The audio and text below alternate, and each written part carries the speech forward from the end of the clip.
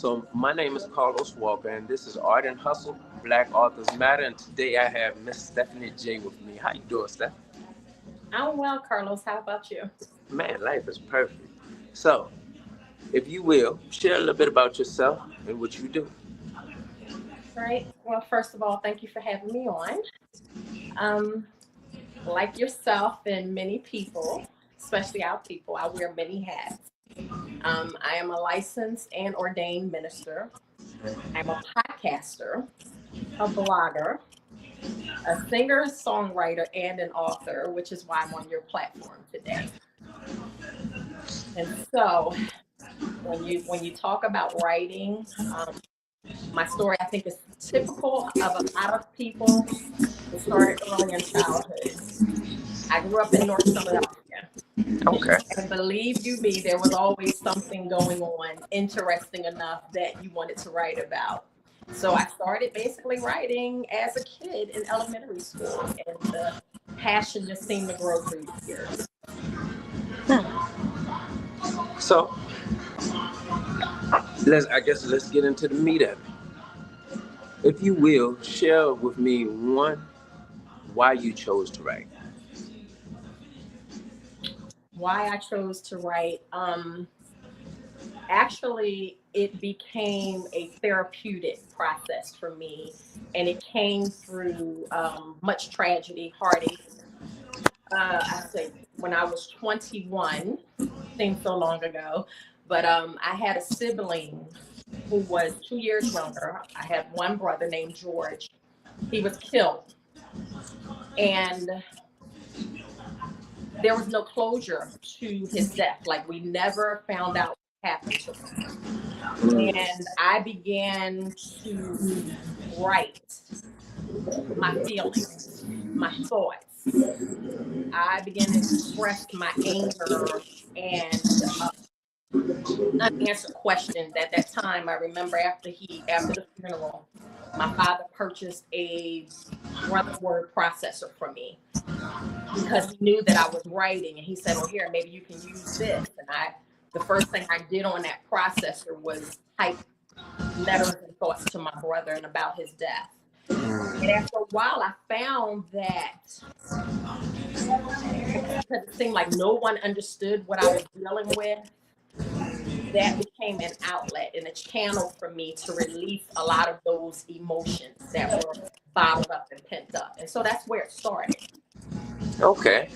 And since we now know that, what was your first book? Because I think you shared with me that you have what, three? No, actually, I have about 17 published on Amazon, 7 or paperbacks. You probably see in the background, there's a few of them. I have Becoming Simply Employable in No Time at All. I have Simply Steph Treasures of the Heart, where I share some of these stories. I have 2 plays that I've put in book form because I never put them on. One is called The Diner in the Church, and one is called Blind Love, about a woman in an abusive relationship, which I've experienced that. And then I have a digital series with it's titled Simply God's Word On, and then there are topics like love, money, relationships, works of the flesh, and things like that. They're only on ebook format. Recently, I published, or I should say republished, the book in my hand. One of my closest and dearest works is called My Philly Style Recipes That Mom Loved, because my mother died about 4.5 years after my brother, suddenly of an aneurysm. And so a few years ago, I got to thinking about some stories about her, and I just decided to publish it in a memoir and add some recipes. But my son Christian has recently redid the cover for me, and so I put it back on Amazon. That's sometime last year, and so those are some of the things I do. 17 is a large body of work. So and it's growing. It's growing. Huh? Yes. So one, I do want to commend you because I only have 2, and yes, I do have some other stuff that I'm working on. But for someone to put together that large of a body of work, I do want to thank you for just creating what you have created. And I want to thank you for sharing, because that was going to be my next question, was which book was probably your favorite because of the extensiveness of the body of work that you have created. And obviously you just answered it about that book, that about your mother, Right. and about the recipes, because these were her recipes, correct? Yeah, that quickly became mine once she figured out that I could cook. So that is another thing that you and I unfortunately have in common. You know, I follow you, so I've been on your Facebook page. I've seen the tributes to your mother and the picture, you know, and things like that. So you know how it is when you lose the very woman, like I try to tell people, there is no love like a mother's love. And I hope that people do not take that for granted, because I haven't had my mother in, it's been about 30, almost 30 years. And to have to walk through so many things in life and not have the person who's responsible for you being here, it is life altering. It is devastating. But you know, like I know, you still have to go on. You have to continue on. And so the path for me, because I grew up in the church, I didn't get into the drug and alcohol scene. Thank God for that. And I'm not knocking or condemning anyone who chose that path or found themselves on that path, because I remember standing on the porch with my father after my mother's burial, and I was dazed, and I was like, I wasn't on anything. I was just as clear and lucid. But I said to my father, I said, you know, it's a good thing I don't do drugs. And he looked at me. He said, why would you say something like that? You never did. I said, because if I did, I would never, I said, I would be so high that I would never want to come down. You understand what I'm saying? And so what the first thing that I did was write a poem for my mother's obituary. And that was at my father's insistence. When he came back from the funeral home, because I didn't want to deal with that, he said, here's the program. He said, you may want to write something for your mother, because I don't think you're going to like anything in here. And I wrote her a poem entitled Sleeping Beauty. And it was in the obituary. And somehow, through God's grace, I found the strength to read it after service. And everybody came up and they were like, oh, that was so beautiful. You should publish it. And I said, no, it's just for my mother. And 20 something years later, it's now in my book, Set Treasures of the Heart. But that became the process for me to deal with my pain, to try to channel it. You know, when Sleeping Beauty came to me, I was laying on the floor in the house. We were at my dad's preparing for the funeral. And I kept falling asleep and dreaming and trying to think of what I would want to write. And Sleeping Beauty just came to me like in my sleep. And I got up in the wee hours in the morning and I started to pen Sleeping Beauty.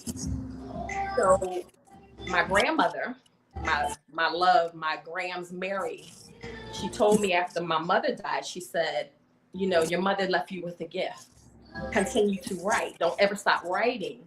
And a year later, she died after we gave her a 75th birthday celebration. So, of course, I wrote poems for her, wrote about my family. It just became the norm to take a pen. Now, don't get me wrong, I have laptops and desktops and all of that. I like the pen and the paper and the journals and the notebooks.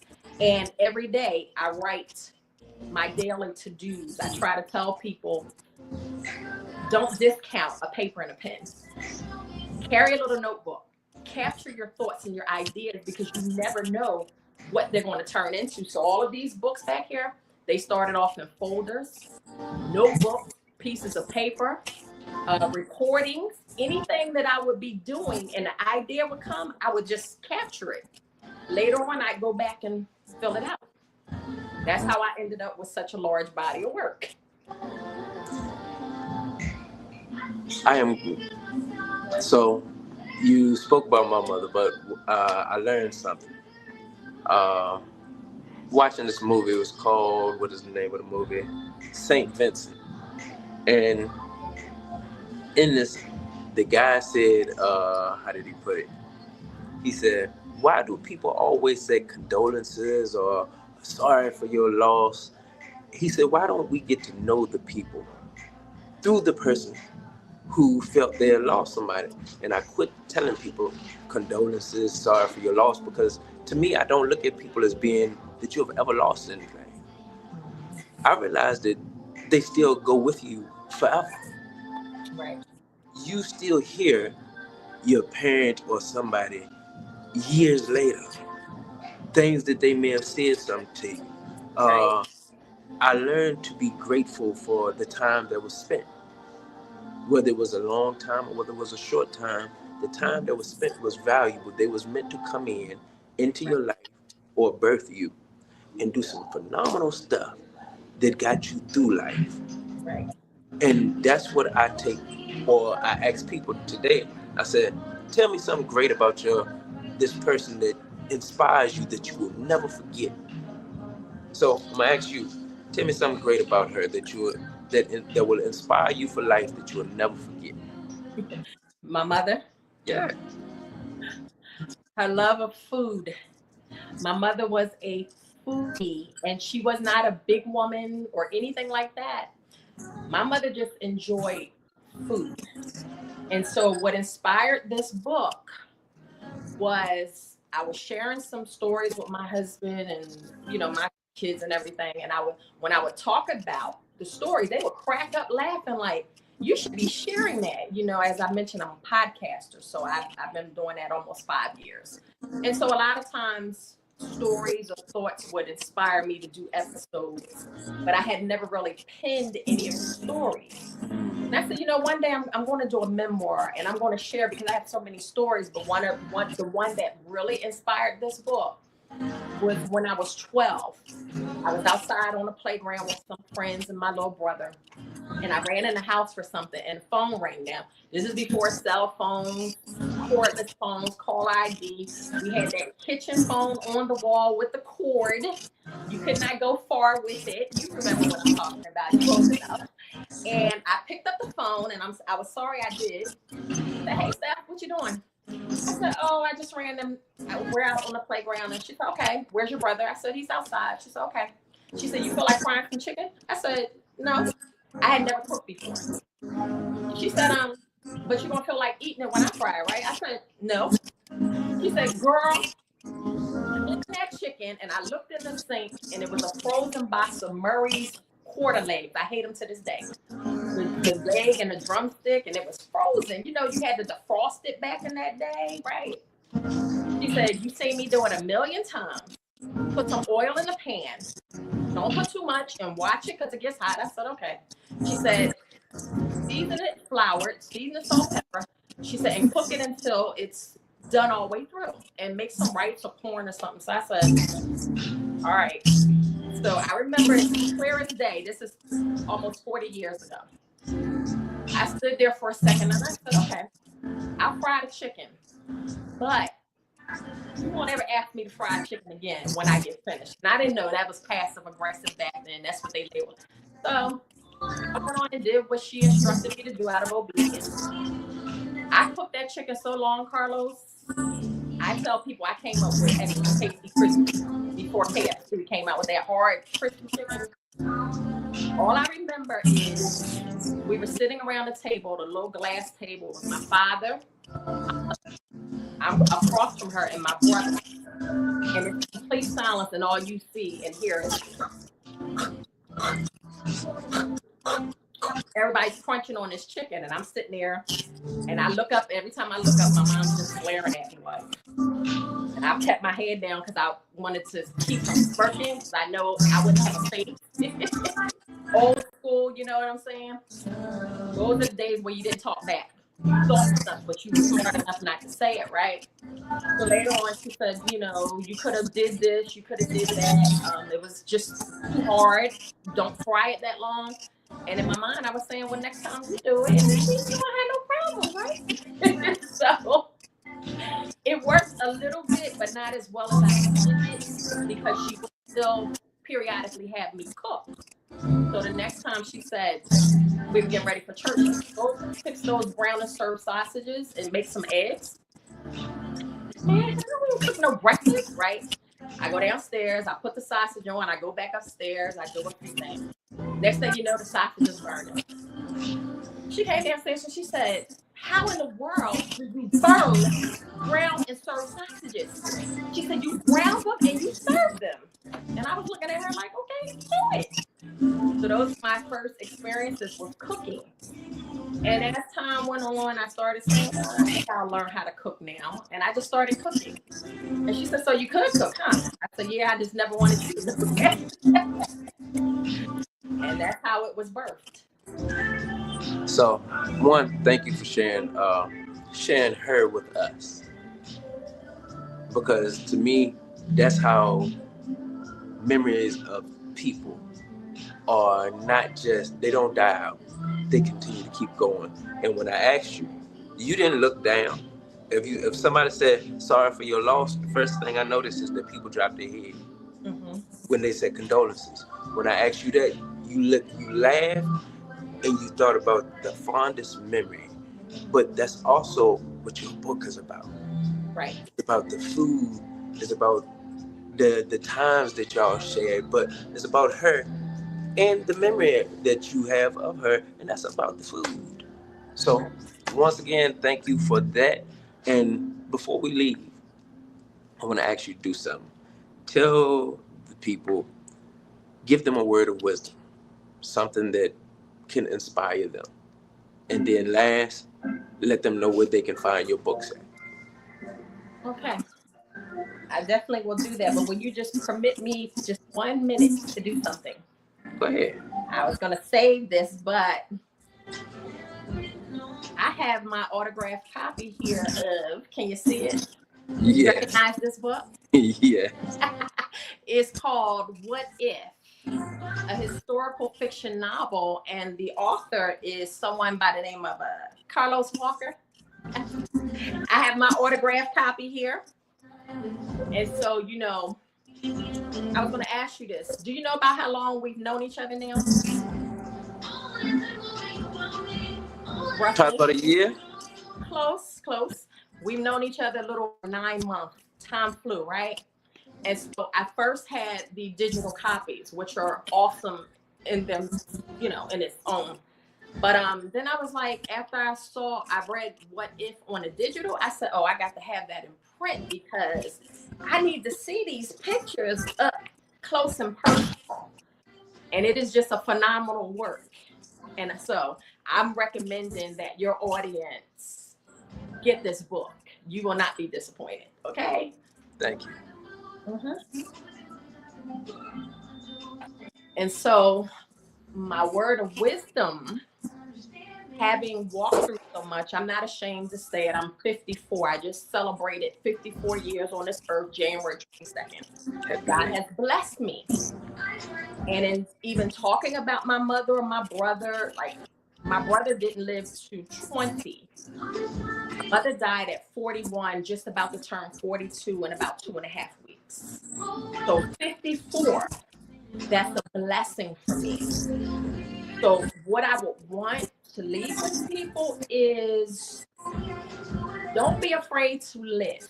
A lot of times we let time elapse. Time goes on. I asked you how long. First, I thought we knew each other maybe about 6 or 7 months. But then I remembered, no, that was May in that parking lot that you greeted me. And then I went through something crazy. And the first person I thought about was you, because you had been through an experience that I knew you would understand. You gave me some wisdom that helped me through that, right? And so because of what I was dealing with, I was bottling up everything. And you said to me, tell your story. You got to tell your story. And you said, how often are you podcasting? And I said, not very much these days. And you said, no, get back to it. Ever since then, I've started podcasting regularly. I started sharing my story more. I started opening up, telling more details than I normally would, because you said you never know who might have what you need on the other end. And it's been working. So I tell people, don't be afraid to live. Don't be afraid to write.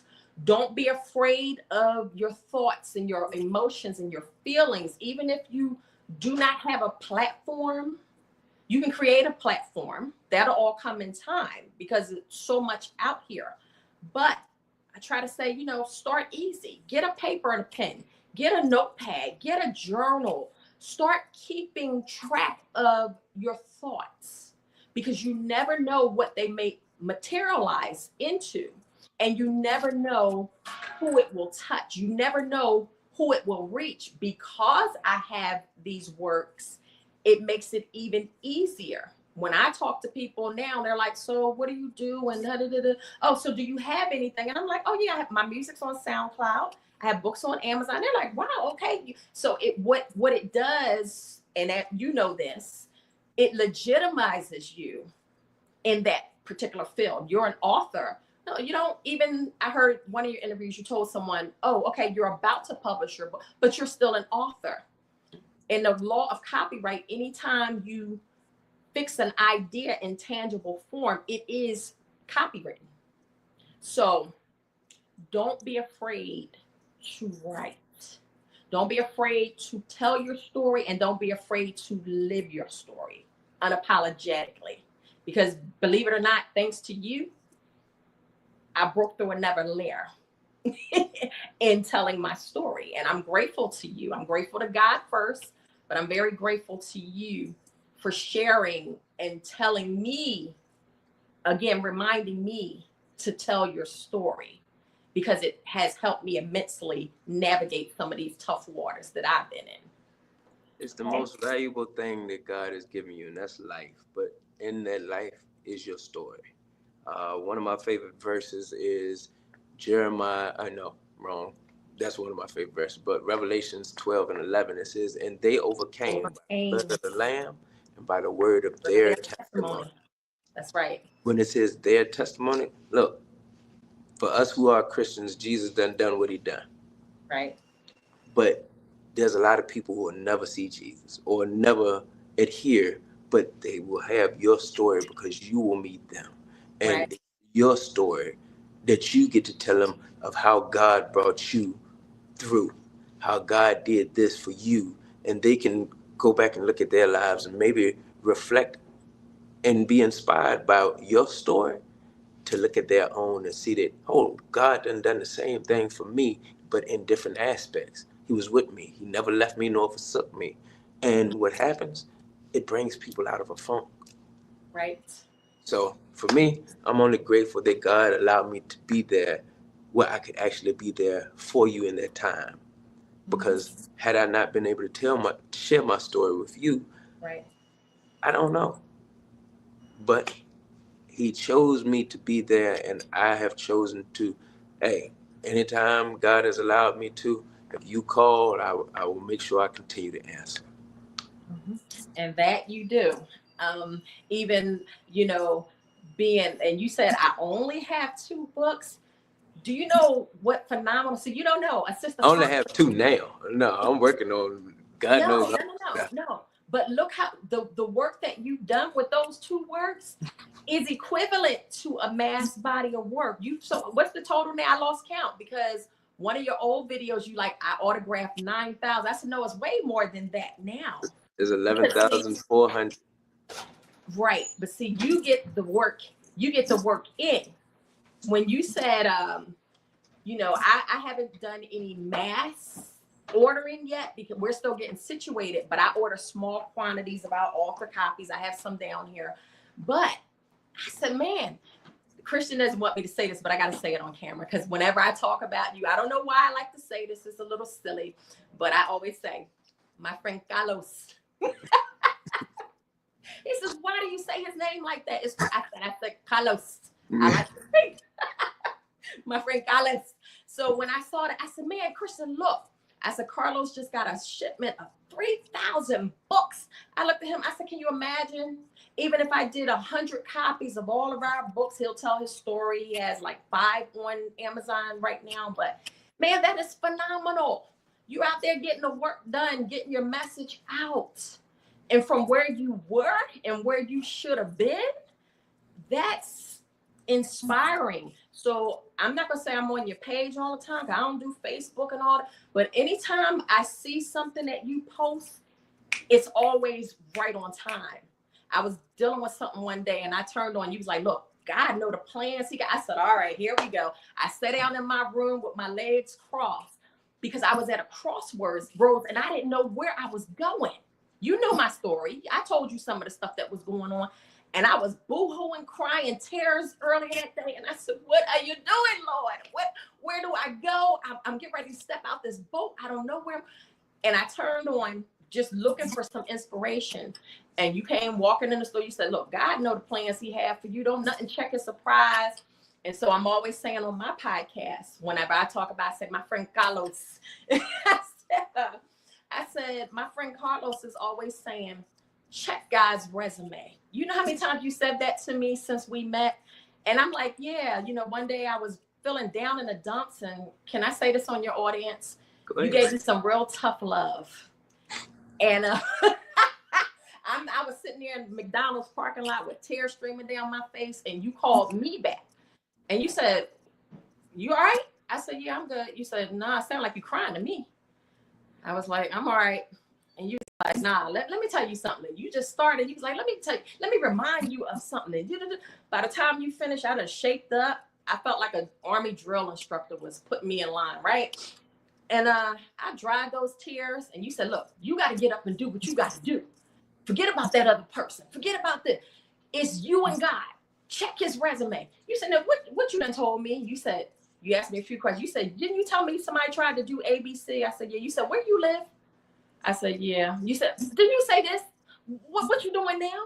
You said, so it looked like everything the enemy put against you, it didn't work. You better check God's resume. That stays resonant in my hearing all the time. Like, it doesn't matter what the weapon is, it won't prosper. And lastly, I'll say this. When I was about to move out of my townhome, I texted you early in the morning.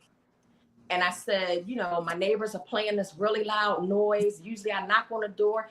I said, all of a sudden it's not bothering me because I know I'm transitioning out. And you said, look, do two things for me. You said, get 2 songs in your spirit. William Murphy is already working and it's already getting better. And I said, oh, it's working. That's my song. So I listened to it on repeat that day. You said, get it in your spirit. And then anytime it feels like it's not working, you go ahead and put that on, right? I listened to it and I made a recording on one of my older devices, right? I put it on about 10 times and I kept it on repeat and kept it on repeat. Well, I didn't know how well it was working until December the 31st, we were moving. Christian wasn't up, but I was up early. Later on in the day, he said, you know, you woke me up humming in the bathroom, right? And I said, was it? Well, I was humming. He said, Mom, you didn't hear yourself? I said, no. He said, yeah, you. I said, what was I humming? He said, that song you always playing it, you know? So I said, it's working? He said, yeah. I said, well, then it's working. And that song has carried me through this rough patch that I've been in. And ever since, I've given you a few updates. Didn't he do it? Yes, he did. He worked that thing out. And I got some more to update you, but that'll be a little later. He worked that thing out. He turned that thing around. So what I want to tell your audience, because I've heard you saying it, when a man tell you to do something, it's instructions from God. Listen, because I could have just said, all right, I already know those songs. I don't need to, okay, I hear you, Carlos. And went on about my business. But I said, no, that's the Lord talking. I'm going to do that. And I got those songs in my spirit over and over and over until it got down. You said, let that thing get down in you. Don't make me talk like you. Let that thing get down in you. And then when the devil comes, you already know it's working. Man, you ain't never lied. I love you. I love you. I love you. I thank you for everything that you've said. I thank you. That's the only words I can actually get out. I appreciate you. Appreciate you as well. God's going to keep working. That's what it says. It's working and it's already getting better. You just got to believe it. If you can believe it, that's what faith is. Trusting God when you don't see or as Martin Luther, being this Black History Month, as Martin Luther King said, take the step even if you can't see the whole staircase, and know that God is working, and watch what happens. So, last place, where's your books at? And we're gonna get out of here. Yep. All of my books right now are on Amazon, with the exception of one. I can't think of which title. They're all under Stephanie with a PH, and D as my middle name, and Johnson is where you can find my books. And thank you. Y'all go buy her books. She's a phenomenal person, and I'm guaranteed that you will get something out of her books that will enlighten you and give you what you need. My name is Carlos Walker. This is Art and Hustle, Black Authors Matter, and this is Miss Stephanie J. Peace and blessings. You also, Carlos. Talk to you soon.